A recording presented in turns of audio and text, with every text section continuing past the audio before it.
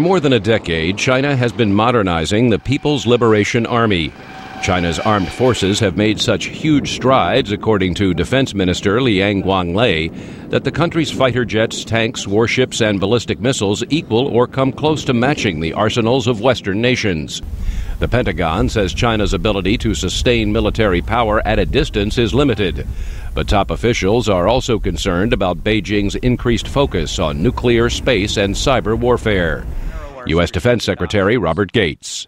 Their investments in cyber and anti-satellite warfare, anti-air and anti-ship weaponry, and ballistic missiles could threaten America's primary way to project power and help allies in the Pacific.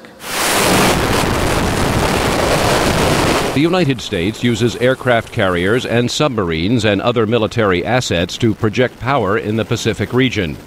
Military analysts warn that China is trying to develop a new anti-ship long-range missile that could threaten the U.S. Navy's ability to stage operations close to China. Roger Cliff focuses on China's military at the RAND Corporation.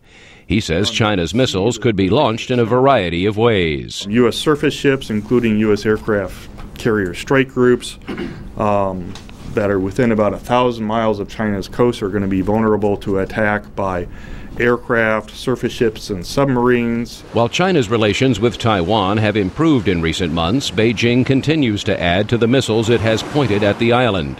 Retired U.S. Navy Rear Admiral Eric McVaden directs Asia-Pacific Studies at the Institute for Foreign Policy Analysis. It is a very difficult thing to imagine a two-pronged campaign, one against Taiwan and one against an intervening American force, of course, the world's only superpower.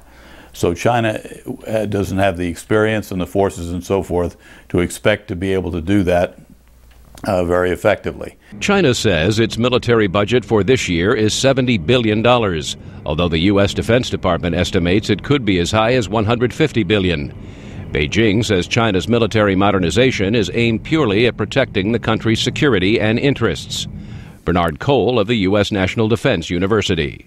I really believe that the number one national security goal in China is simply keeping the Chinese Communist Party in power. The United States and China recently renewed military-to-military cooperation, which has involved U.S. Navy ships visiting Chinese ports and meetings between officers. The commander of U.S. forces in the Pacific, Admiral Timothy Keating, says he would like to include joint military exercises. I happen to believe that partnership is an essential element of stability throughout the Asia-Pacific region. Analysts say the U.S. and Chinese militaries should cooperate to provide humanitarian assistance during emergencies as a way to build trust between the two nations.